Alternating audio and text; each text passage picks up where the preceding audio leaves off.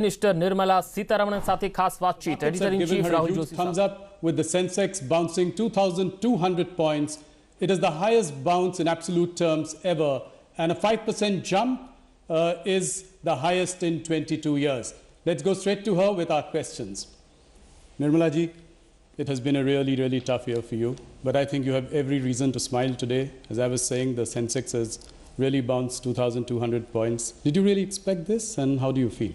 No, I still have not even seen what kind of reactions are coming up, because after the presenting of the budget, I'm moving from one to another in terms of meeting people and giving television and news media, print media interviews. So I've actually not followed what is the development either in the markets or anywhere else.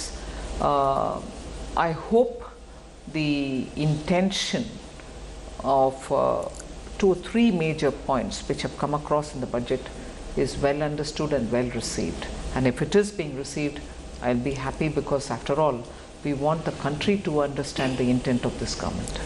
It has been a tough year. You know, you've presented this budget in the backdrop of a once-in-a-century pandemic, and also with a highly aggressive neighbor, external aggression from China. What were you really thinking about when you were framing this budget? One thing was clear. If I had more resources to give, I would have given it to the people as much as we can. But we hadn't that kind of a comfort. We didn't have it then, we don't have it yet. We soon can hope to have it. And also the fact that even during the pandemic, the small amounts that we gave to some people only, not to very many, were partly also kept aside, and I don't blame anybody for it. Kept aside, saved for probably rainy days, because the uncertainty is such. So the question of giving money to people so that immediately demand push will happen, and through that people will be expected to spend, also had a question with it, saying will they spend or will they keep it aside for rainy days.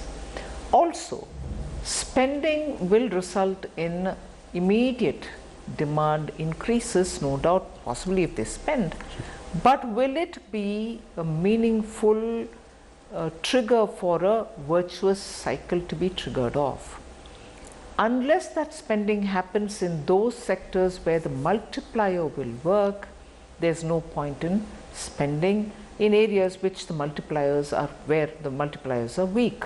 Yeah. That is why we have taken this route of qualitative expenditure, capex through infrastructure building, capex for health, so that you bring in such infrastructure and such facility for health, and there take an approach of holistic health, and then look at agriculture.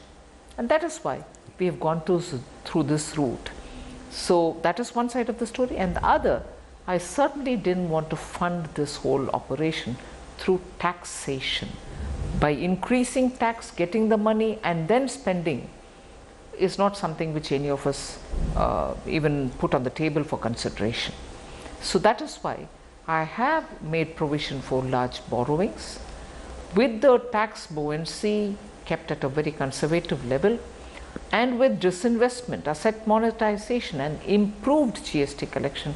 I hope we'll be looking at better ways of handling our finances.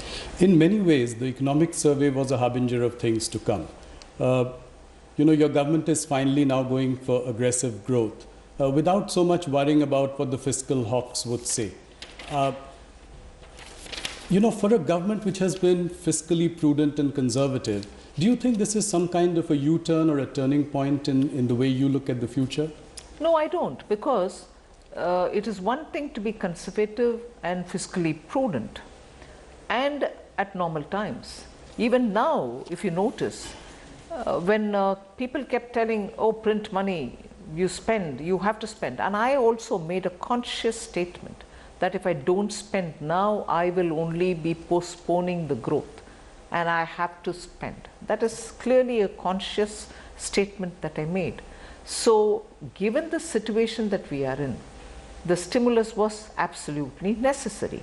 Quality expenditure is what we were looking for, and that is why when we've decided and when we've taken a call, I'm sure that because of the way in which we have designed it and also monitoring the qualitative expenditure that we are planning, it will definitely give us that required multiplier for the economy. And once the economy is into that virtuous cycle, income generation, revenue generation, and all of that will fall in place. So your fiscal prudence is still intact, and that is why I've given you a glide path. Right. Because I'm confident that this year I might have gone that far, but I can rein that back in. But 4.5% in 25-26, given that we were hovering between 3 and 3.5 in the last couple of years, before the pandemic. That's true, but the pandemic and its impact is something which we'll have to keep in mind for the duration it is going to take for it to come back to that kind of a buoyancy, for that level of growth. And I can't be overestimating the economy, and I don't think the economy is in a position to even heat or overheat. Those fears are not at all there, and therefore I have to give it a reasonable time, and I didn't grudge that. Nirmalji, by now we know what the government thinks of rating agencies like Moody's and Standard & Poor, of them being noisy, opaque and biased. But do you still feel that there could be a threat of a ratings downgrade, and how does that bother you, or if at all? Let me put it this way. I don't want to say I'm not bothered. At the same time, I didn't let it bother me, because otherwise, even during the pandemic, a lot of people kept asking me, is the rating agency worry stopping you from spending? Now I am spending. Yes. So then or now, it is not that bother.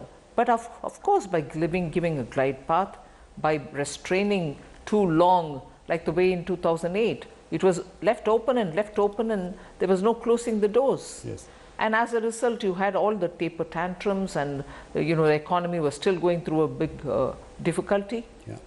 We've learned lessons from that, and therefore I'm confident this will be appreciated by people who are discerning on these matters. Let's go to some of the big bang announcements first. Here execution, as everyone is saying, will obviously be the key. Your sort of privatization drive almost has a Margaret Thatcher sort of ring around it. Fairly, good in intent, bold in intent, but execution will be key. For instance, I think the figure of 1.75 lakh crore is what we would have achieved. We would have in fact achieved 2,10,000 crore going by earlier estimates this year, but we scaled that down. Now the point is, how are we to be sure that this will definitely be achieved in the coming year?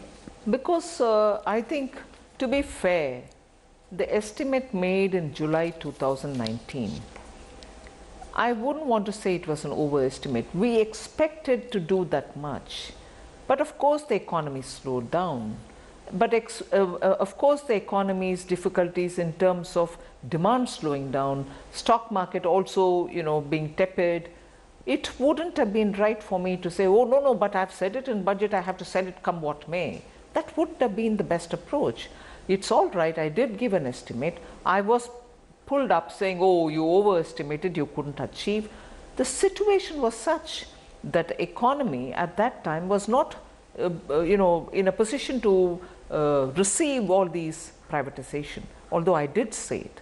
But I am now also saying, because ultimately when you're using public money, you're selling public assets, can I be no, I've given a commitment, so I have to sell irrespective of what I get out of it? I am answerable to the Parliament. I have to make sure that it is sold at a price at which I can stand up with honesty and say, no, I've done the best on the job. So 2 lakhs couldn't be achieved. Now I am sounding conservative. I have to also make sure that these companies are able to catch the eye of the investor or the buyer so that they are sold at a reasonable price. It was heartening for the markets to hear, your reiteration that it's going to be minimum government, maximum governments, and that the governments will get out of a few sectors. Do you remain completely committed to that? 100%. And that is why I said, instead of picking up on one after the other set of companies saying, oh, this is ready for sale, that is ready for sale, state it as a policy. that you will have only certain core sectors. Even there, you will have only bare minimum. Earlier, somebody did ask me, but didn't you say during Atmanirbhar 4 at least? I'm still saying, not 4, it can even be lesser. Bare minimum is what I'm talking about. And that is where when people question me, but public sector banks, yes, they are doing brilliantly for the very many causes for which government wants banks to function. They are also sitting over several CASA, the current account and savings account money. તો news 18ના editor in chief Rahul Joshi સાથે નાણામંત્રી નિર્મલા સીતારામનનો ખાસ સંવાદ આપ નિહાળી રહ્યા હતા અને આખો સંવાદ આપ CNBC અને CNN ન્યૂઝ 18 પર પણ નિહાળી શકો છો. આ બુલેટિનમાં મને રજા આપશો. નમસ્કાર.